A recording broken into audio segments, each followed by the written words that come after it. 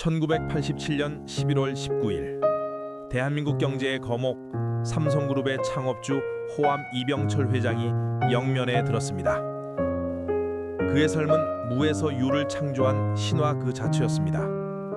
불가능해 보이던 반도체 신화를 이뤄냈고 우리 대한민국의 오늘을 설계한 건축가였습니다. 하지만 그가 세상을 떠나기 한 달 전 그의 비서실을 통해 가톨릭 신부님께 전달된 하나의 편지가 있었습니다.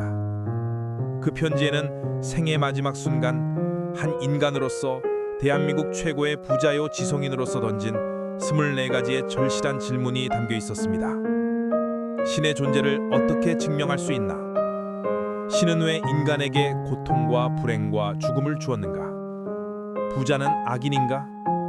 천국과 지옥은 실제하는가? 오늘 이 영상에서는 이병철 회장이 던진 잊혀진 질문 24가지를 성경적 관점과 깊은 통찰로 되짚어보고 이 질문들이 오늘날 우리에게 주는 영적인 울림을 함께 나누어 보고자 합니다. 질문을 깊이 이해하기 위해 먼저 질문을 던진 이병철 회장이라는 인물을 자세히 들여다볼 필요가 있습니다.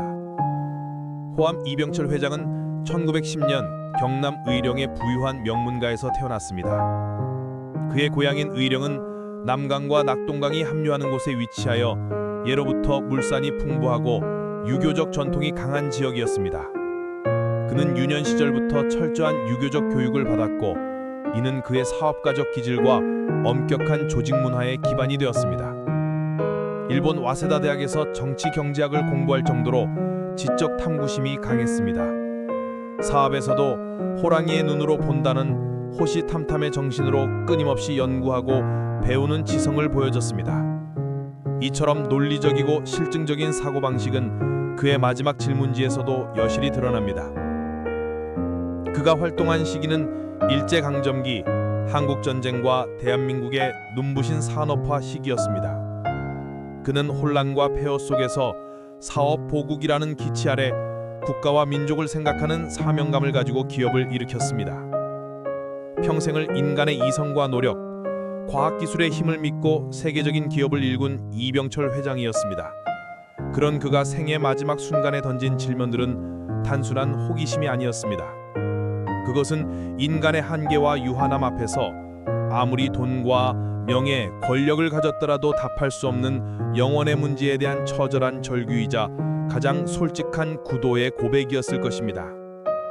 이 24가지 질문 중 성경적 관점에서 가장 중요한 3가지 핵심 질문을 선정하여 그 통찰을 나눠보겠습니다. 1. 신의 존재를 어떻게 증명할 수 있나? 이병철 회장은 과학적이고 실증적인 증거를 원했습니다. 성경은 이에 대해 어떻게 답할까요? 성경은 이렇게 말합니다. 창세로부터 그의 보이지 아니하는 것들 곧 그의 영원하신 능력과 신성이 그가 만드신 만물에 분명히 보여 알려졌나니 그러므로 그들이 핑계하지 못할지니라.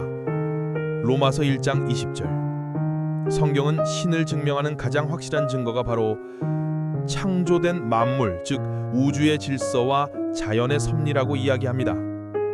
시계공을 보지 못했더라도 완벽하게 작동하는 시계를 본다면 시계공의 존재를 믿을 수밖에 없듯이 이 우주의 복잡하고 정교한 설계는 스스로 존재할 수 없다는 것입니다.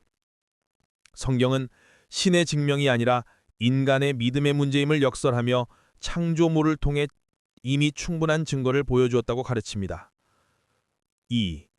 신이 인간을 사랑했다면 왜 고통과 불행과 죽음을 주었는가?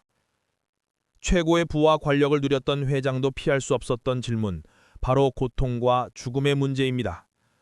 성경은 인간이 처음부터 고통과 죽음 속에 태어난 존재가 아니었다는 것을 알려줍니다. 창세기에 기록된 것처럼 인간은 본래 에덴이라는 낙원에서 완벽한 안식과 행복을 누렸지만 선악과 사건, 즉 인간의 불순종으로 이 땅에 고통과 죽음이 들어오게 되었다고 설명합니다. 하나님이 고통을 주신 것이 아니라 인간 스스로의 선택이 고통을 낳았다는 것입니다. 하지만 성경은 이 고통과 죽음의 문제를 해결하기 위해 하나님이 예수 그리스도를 이 땅에 보내셨음을 증언합니다. 예수님의 십자가는 바로 인간이 짊어져야 할 모든 고통과 죄를 대신 지시고 승리하신 사랑의 증거입니다. 이 고통을 통해 우리는 영원한 것에 대한 갈망과 신을 찾고자 하는 본성을 회복하게 된다고 성경은 말하고 있습니다. 3. 성경의 부자가 천국에 가는 것을 낙타가 바늘구렁이에 들어가는 것에 비유했는데 부자는 악인인가?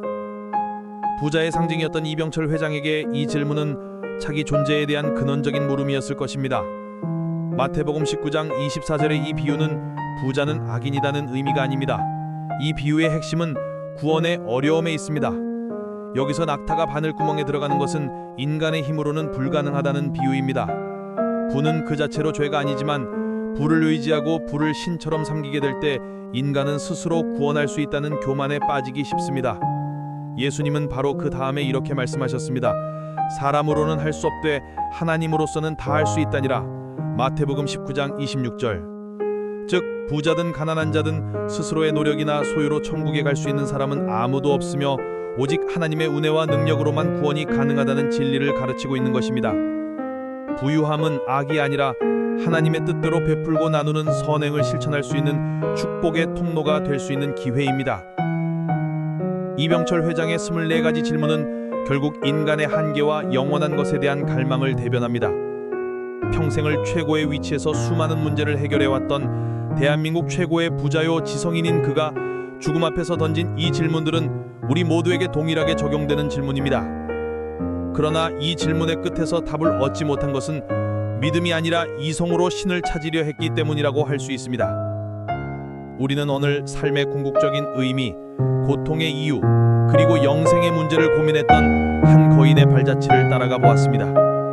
성경은 이 모든 질문에 대한 답을 이미 우리에게 주고 있습니다. 중요한 것은 그 답을 지식으로 아는 것을 넘어 개인의 믿음으로 받아들이는 것입니다. 여러분은 이 24가지 질문 중 어떤 질문 앞에서 가장 깊이 고민하고 있습니까? 삶의 모든 해답을 성경에서 찾아가는 믿음의 여정을 이어가시기를 바랍니다.